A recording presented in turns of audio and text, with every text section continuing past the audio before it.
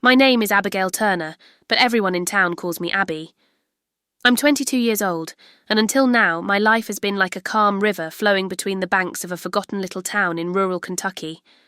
I grew up under the simple roof of the parsonage, with the smell of strong morning coffee mingling with the sound of my father, Pastor John Turner, practicing his sermons in his study.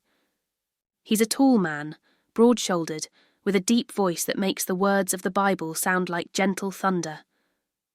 My mother, Ruth, is quieter, with calloused hands from cooking for church events and eyes that always seem to be searching for something beyond the horizon.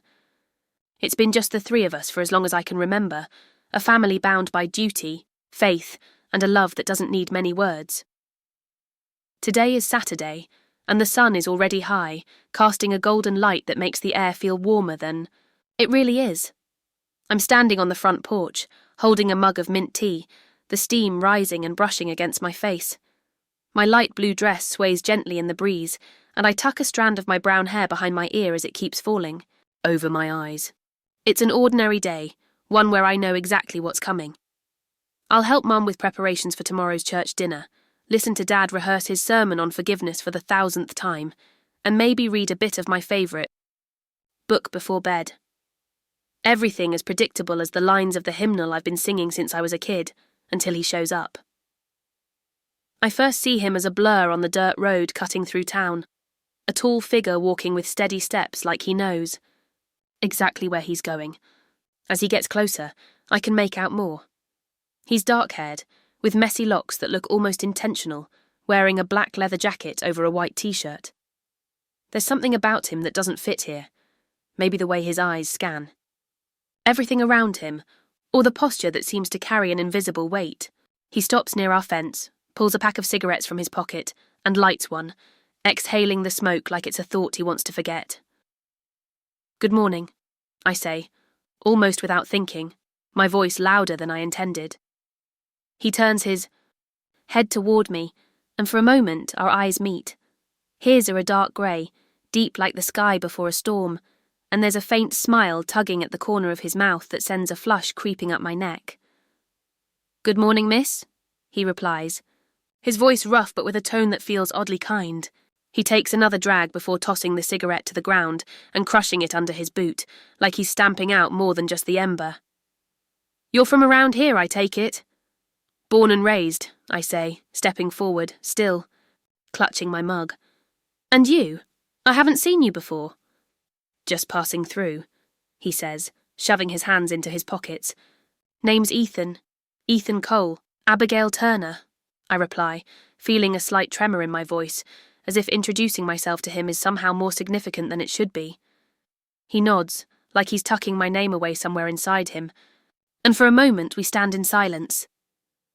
I don't know why, but there's an electricity in the air, something that makes my heart beat a little faster, like I'm teetering on the edge of a cliff I didn't even know existed. He glances at the house behind me, then back to my eyes and says, "Nice town. Seems peaceful." "It is," I agree, trying to stay calm. "Sometimes too peaceful." He laughs, a short, low sound that feels genuine, and I catch myself smiling before I can stop it. Then he gives a small wave and starts walking again, heading down the road like he'd never stopped. I stay there, watching him go, the mug cooling, in my hands, and a part of me, one I didn't even know existed, already wants him to come back. The days after that first meeting with Ethan Cole blur together, yet every moment feels etched into me with a clarity I can't explain. I see him again the next week, near the town square, while I'm carrying a basket of bread Mum asked me to take to Widow Grayson. He's leaning against a post, that same leather jacket holding stories I'll never hear, and when our eyes meet, he smiles, not the polite one from the porch, but something warmer, more personal. My stomach flips, and I nearly drop the basket trying to hide how much he rattles me. "Abigail Turner." He says my name like it's a secret he enjoys keeping, and I feel heat creeping up my neck again. "Didn't know you were a bread delivery girl on top of being a pastor's daughter." "Just helping a neighbour," I reply, adjusting the basket in my hands to give them something to do. "And you? Still passing through?" "For now," he says, and there's a glint in his eyes like he's daring me to ask more. But I don't.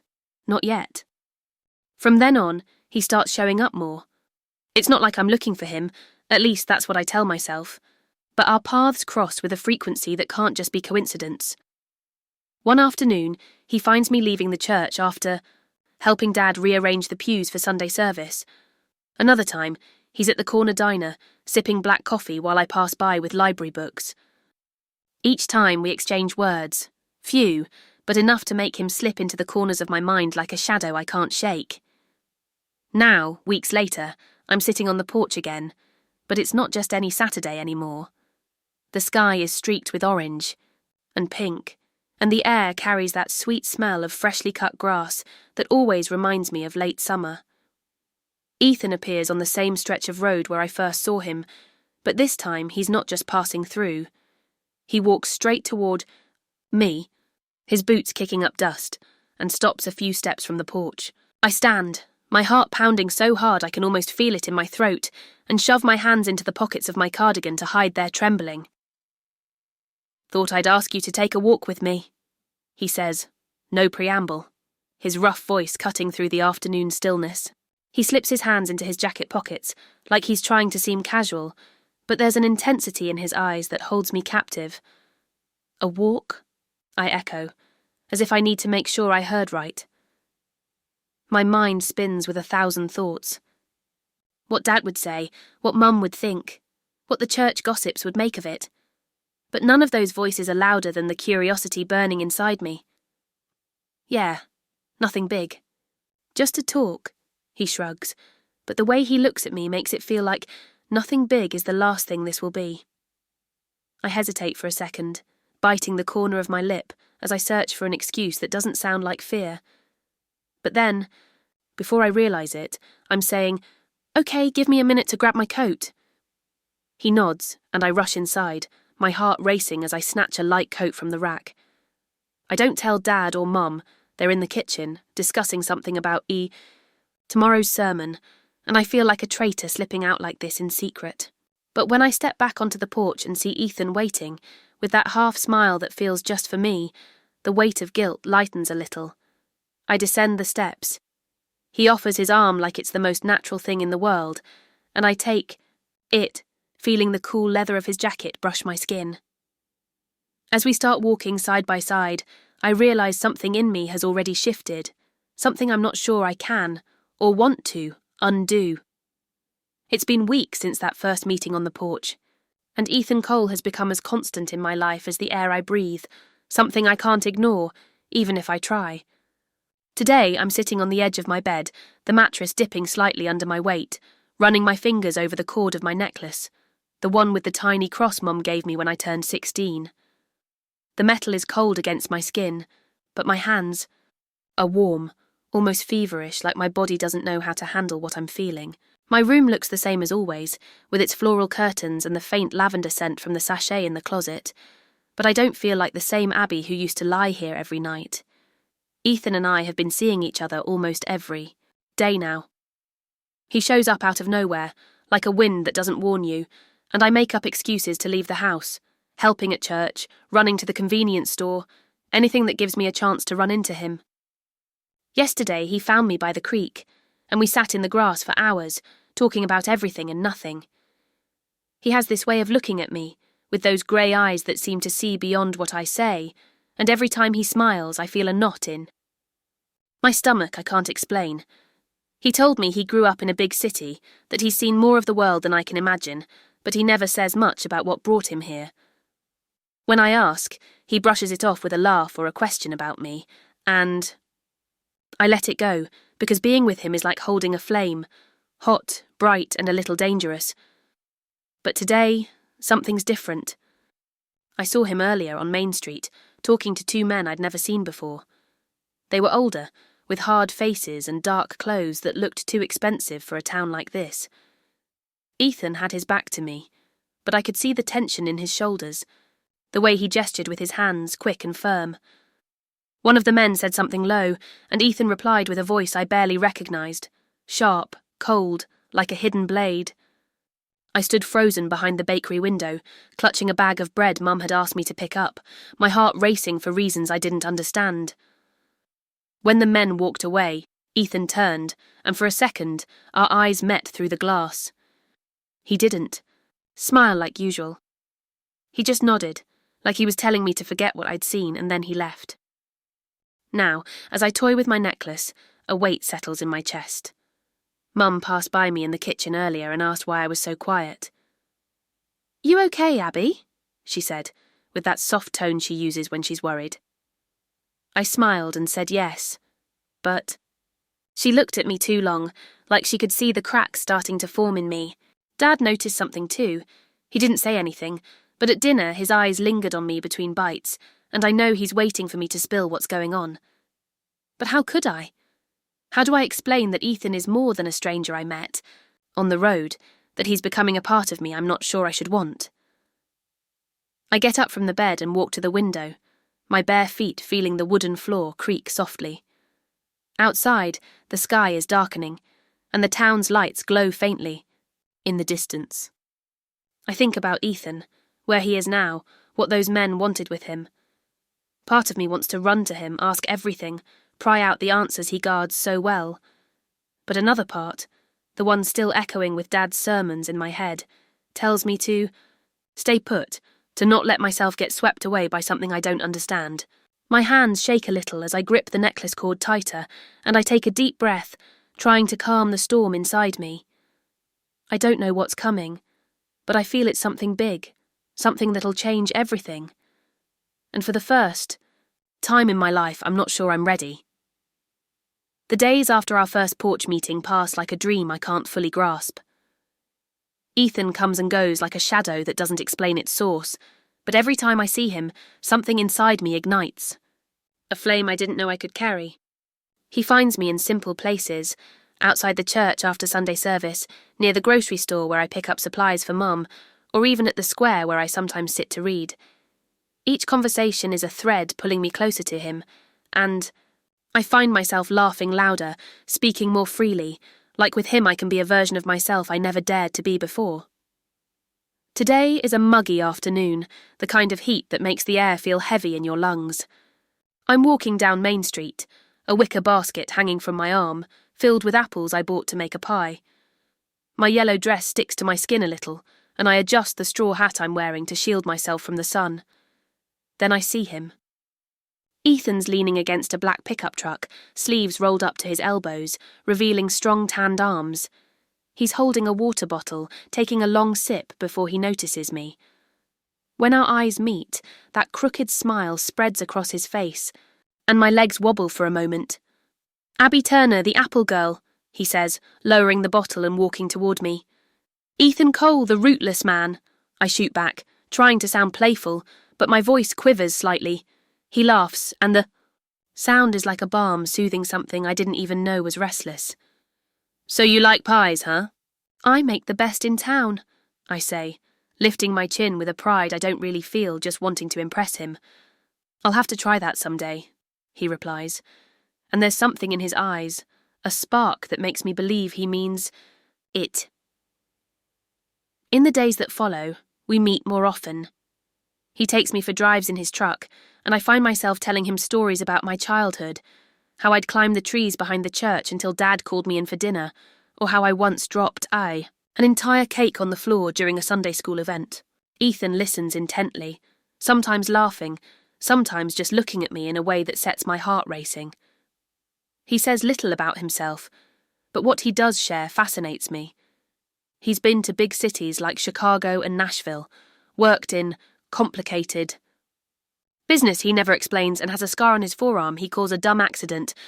I don't push, because part of me likes the mystery, the way he seems bigger than this little town. But not everything is light. Yesterday, while we were sitting in the bed of his truck watching the sunset, he got a call.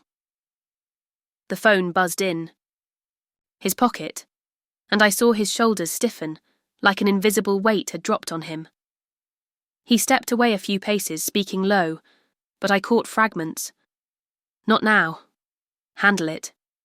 I said yes. When he came back, the smile was there. but it didn't reach his eyes. I asked if everything was okay, and he just said, "Business, Abby. Nothing you need to worry about." I wanted to believe him, wanted it so bad I let it go, but something kept scratching at the back of my mind. Today, though, everything falls apart. I'm in the kitchen, kneading pie dough, my hands dusted with flour, when I hear the front door. Slam. Dad storms in, his face red and his eyes blazing like I've never seen. He throws a crumpled newspaper on the table, and I see the headline before I even process it. Police investigate shooting linked to trafficking on Highway 62. He points a trembling finger at me. "Abigail, you've been talking to that man, Ethan Cole, haven't you?" "Yes, Dad. He's just a friend," I say, wiping my hands on my apron, my stomach starting to twist. "A friend?" His voice rises, almost a shout. "That man's a criminal, Abby. A trafficker, a monster. I heard it from the sheriff today. He's involved in things you can't even imagine." The floor seems to vanish beneath me. My mouth goes dry and I shake my head like I can push his words away. "No. Dad, you're wrong. Ethan's not like that. He's what, Abigail?" He cuts in, his eyes full of pain and anger. "You think you know him? I raised you to be smart, to see good from evil, and you're blind to this man." I don't answer. I can't. The newspaper's there, with a blurry photo that could be Ethan, and my mind reels trying to piece it together. The strange calls, the silences, the way he never talks about his past. But I also think of his eyes looking at me like I'm the only thing that matters, the warmth of his hand holding mine. My heart's in pieces, torn between what I feel and what I just heard. Dad stomps out, leaving me alone with the untouched. Dough and a truth I'm not sure I want to face. Here I am, Abigail Turner, with the weight of a world I never wanted to know crushing my chest. It's been weeks since the truth about Ethan Cole crashed over me like a storm I didn't see coming. The man I fell for, with those grey eyes that seem to hold the whole sky, isn't just a stranger passing through. He's the kingpin of a dark empire, someone who commands lives and fates as easily as he lights a cigarette. And I, Pastor John Turner's daughter, am sitting on the edge of my bed, trembling hands clutching a letter he left me before vanishing again. The paper's creased at the edges like he hesitated before writing it. The black ink of his words is smudged in spots, maybe from haste, maybe from something more. "Abby," it starts, and just seeing my name in his handwriting tightens my throat. "I never wanted you to find out like this. Not from someone like him." He doesn't say who him is, but I know. It was Sheriff Bennett, with his hard stare and cutting voice, who threw it all in my face last night, like it was his holy duty to rip me from what he called an illusion. Every line of Ethan's letter is a blow, but also a caress. He apologises, explains scraps of a life I can barely fathom, and ends with a "you deserve more than I can give." But what kills me is the emptiness left after I read it. My breathing's heavy, and I press the paper to my chest, feeling my heartbeat throb against it. The room around me feels smaller now, suffocating, like the white walls and the framed Bible. Verses Mum hung years ago are judging me. My brown hair's loose, falling over my shoulders in messy waves, and I haven't bothered changing out of the flannel pyjamas I threw on after crying myself to sleep last night. Outside, the world keeps its rhythm, the neighbour's rooster crowing at dawn, Mum's soft footsteps in the kitchen brewing coffee, the faint echo of Dad rehearsing his sermon. But inside me, everything's stopped. I stand, my bare feet feeling the cold wooden floor, and walk to the window. My hands shake as I push the lace curtain aside, just enough to see the dirt road cutting through town.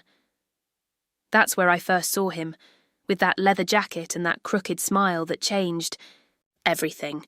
Now it's empty, and his absence is a knife that keeps twisting.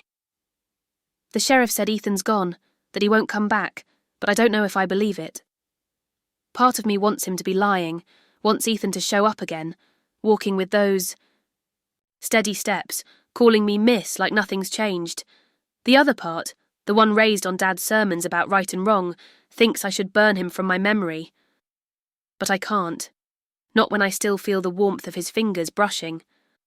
Mine, or the way he looked at me like I was the only real thing in his life. I lift the letter to my eyes again, rereading every line, searching for something to tell me what to do. My chest aches, a mix of anger, love, and fear I don't know how to untangle. Hot tears stream down my face, dripping onto the paper, and I wipe them with my pyjama sleeve, mad at myself for still crying. I'm Abigail Turner, the pastor's daughter, the girl who sang hymns and helped at church dinners. But now? Now I don't know who I am or what I want, just that Ethan Cole took a piece of me I'll never get back. I'm Abigail Turner, and time has passed like a river that doesn't explain its bends.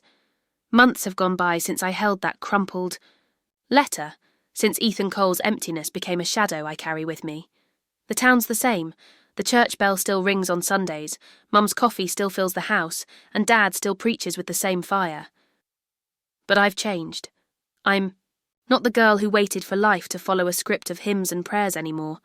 Today, as I walk down the dirt road with a gentle breeze tousling my hair, I see a future I'll write myself.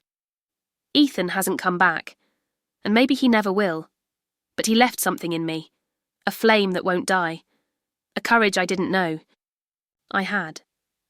Sometimes I look at the horizon and wonder where he is, if he still lights those cigarettes with that same distant stare. But then I take a deep breath, clutch the cord I now wear around my neck. A simple gift he gave me on a night I'll never forget, and keep going. The pastor's daughter has found her own voice, and this story, well, it's not over yet. So what did you think of Abigail and Ethan's story?